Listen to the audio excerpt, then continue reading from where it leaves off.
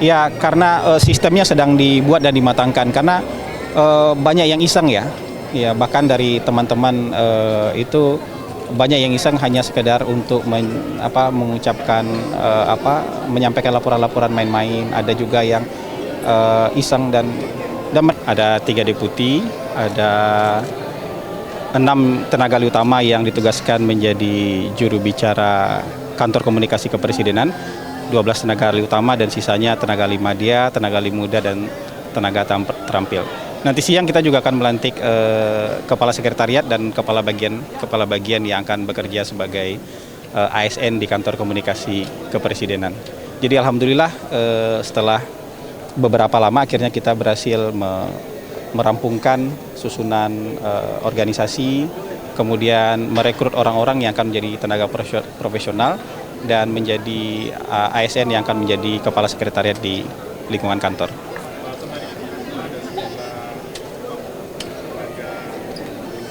Iya.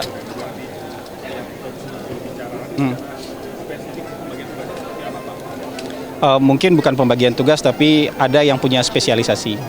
Ya, ada yang punya spesialisasi di urusan luar negeri, ada yang punya spesialisasi di urusan pemerintahan, ada yang punya spesialisasi di urusan politik dan di urusan hukum. Dan ada juga nanti yang akan di bagian ekonomi gitu. Jadi bukan tugas khusus ya, tapi mereka punya expertise, mereka punya keahlian.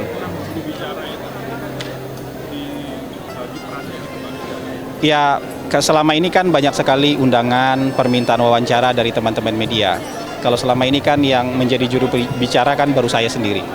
Jadi tentu saya tidak mampu untuk bisa memenuhi semua keingintahuan teman-teman, apalagi undangan ke televisi, undangan datang ke media, datang ke diskusi. Jadi dengan adanya tenaga ahli utama yang menjadi juru bicara kantor komunikasi kepresidenan, setidaknya jauh lebih banyak permintaan-permintaan interview, wawancara, datang ke televisi maupun datang ke diskusi-diskusi yang bisa kita penuhi nanti. Sehingga pesan dari pemerintah itu nggak vakum, jadi pesan dari pemerintah tetap mengalir kepada masyarakat gitu.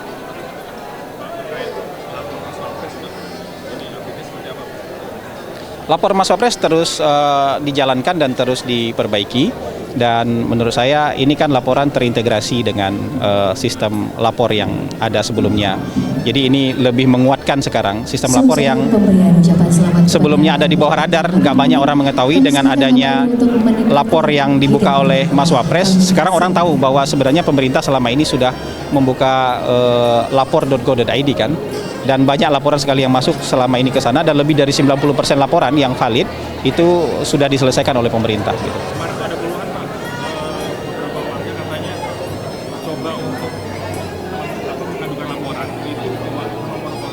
Ya, karena sistemnya sedang dibuat dan dimatangkan, karena banyak yang iseng ya. Ya, bahkan dari teman-teman itu banyak yang iseng hanya sekedar untuk mengucapkan menyampaikan laporan-laporan main-main. Ada juga yang iseng dan mereka ngaku sendiri kan di Bocor Halus Tempo, mereka ngaku sendiri bahwa mereka ngisengin lapor itu yang NGO aja iseng gitu loh, apalagi yang masyarakat juga ada. Jadi kita mau buatkan formatnya supaya yang iseng-iseng ini bisa terfilter. Jadi kita ingin laporan-laporan masyarakat itu benar-benar laporan yang valid sehingga kita bisa tindak lanjuti gitu. Gitu. Ya.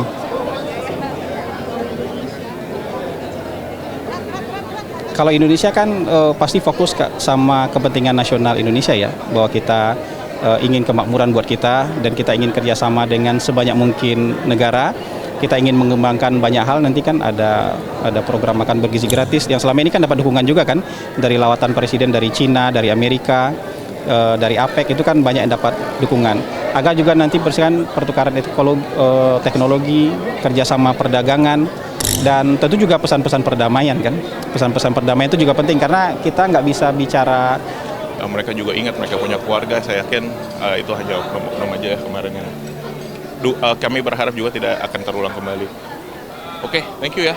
Kita tahu bahwa salah satu capaian strategis dari kunjungan Bapak Presiden Prabowo Subianto ke RRC dan juga KTT APEC di Peru berkait dengan kemiskinan. Kita tahu bahwa China adalah sekarang dianggap sebagai salah satu role model yang sukses di dalam mengentaskan kemiskinan sekitar 100 juta orang dari kemiskinan ekstrim ya. Jadi menurut saya apa yang dicapai oleh Pak Prabowo kunjungan ini perlu ditindaklanjuti dalam kerjasama di level teknis di bawah Presiden yang berkaitan dengan pengentasan kemiskinan. Dari sejauh yang saya tahu bahwa memang pengentasan kemiskinan di China itu, di Tiongkok itu memang menciptakan kesempatan orang miskin untuk terlibat aktivitas bisnis bahkan di wilayah-wilayah yang terpencil, dan untuk jangkauannya untuk memudahkan keterlibatan orang miskin di wilayah-wilayah terpencil itu biasa dengan koneksi digital. Jadi koneksi digital ya, konektivitas digital ini nanti yang erat kaitan juga dengan Komdigi, ini bisa diajak untuk melakukan pengentasan kemiskinan.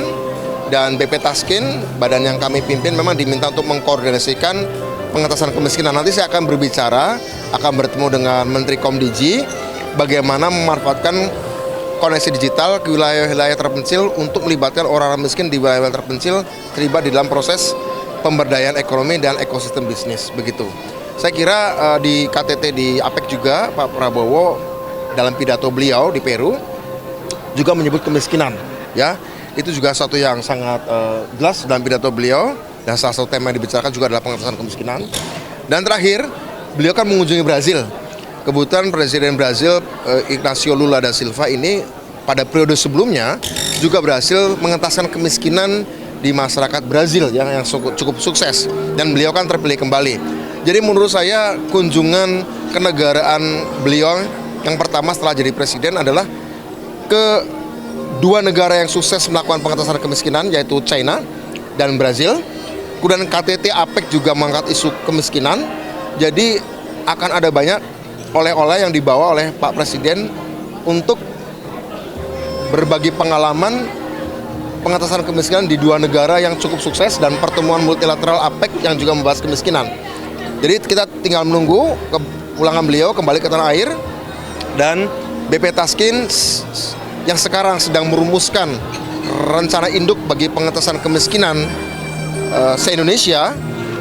Nanti kita berharap akan bisa bertemu dengan Pak Presiden atau dalam rapat kabinet untuk minta arahan dari Pak Presiden hasil diskusi beliau dengan Xi Jinping, diskusi beliau di APEC, dan hasil diskusi Pak Prabowo dengan Lula da Silva mengenai masalah pengentasan kemiskinan ini. Saya kira itu.